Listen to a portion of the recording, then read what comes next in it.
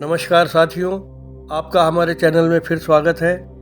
आज हम उन साथियों के लिए बात करेंगे जो बहुत लंबे समय से आध्यात्म से जुड़े कार्यों को कर रहे हैं, उनका उसे फल नहीं मिल पा रहा है।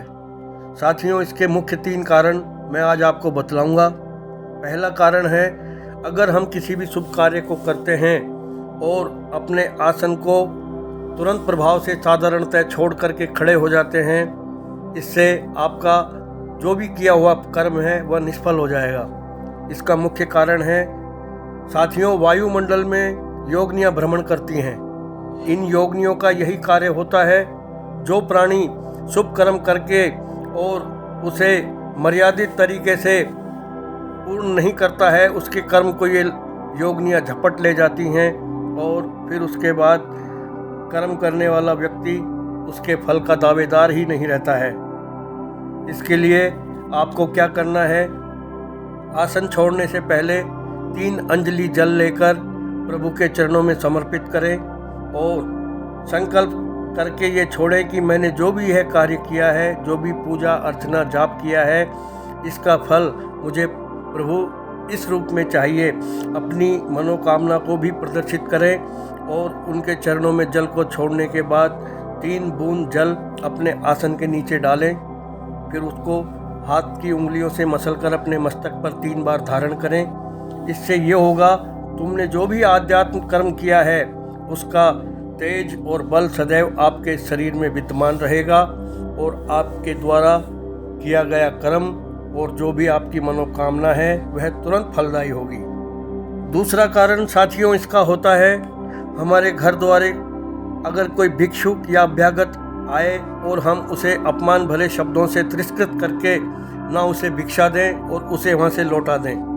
हमारे अंदर उस समय तमोगुण होता है और उनके अंदर सत्व गुण होता है। दोनों गुणों के मिलान नहीं होने से उनकी आत्मा से कुछ ऐसे शब्द निकलते हैं जिसके द्वारा हमारे जीवन में हम जो भी आध्यात्म कर्म करते हैं वह निष्फल हो जाते हैं।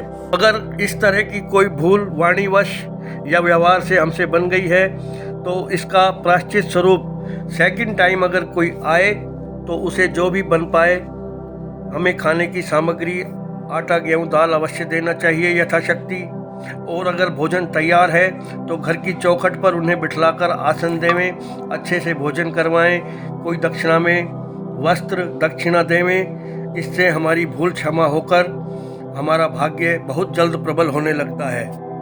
तीसरा और सबसे मुख्य महत्वपूर्ण कार्य जो है वह है साथियों, कभी अपने मन के अंदर कर्ता के भाव ना आने दें। कई बार देखने को मिलता है साथियों, कभी कहीं भी किसी प्रकार की कोई चर्चा चलती है तो हम बड़ाई वश उन लोगों के सामने ये जाहिर करना चाहते हैं कि मैं भी बहुत बड़ा भक्त हूँ, मैं तो इतना पाठ रोज करता हूँ, मैं इतने समय से ये व्रत कर रहा हूँ, मैंने इतना जाप किया है, मैंने इतना जाप भगवान उसका कर दिया। इस प्रकार की जो बातें होती हैं यह भी आपके कर्म को निष्फल कर देती हैं। इसके लिए आपको करना क्या है, आपको हमेशा प्रभु को ही इसका सब कुछ श्रेय देना है। प्रभु जितना चाहते हैं थोड़ा बहुत सेवा हम भी कर देते हैं, हम भी थोड़ा अमुक कार्य कर लेते हैं, बाकी प्रभु की इच्छा। हम तो प्रभु को डेली प्रार्थना करके लगाते हैं अर्जी, अब जो चाहेंगे होगा, ये सब प्रभु की मर्जी। इस तरह के भाव रखें साथियों। मानस में स्पष्ट लिखा है, योग यज्ञ जप मंत्र प्रभाऊ, फले ही जबे जब करे दुराऊ। दुराऊ का संबंध है पर्दा करना, किसी से बात को छिपा कर रखना।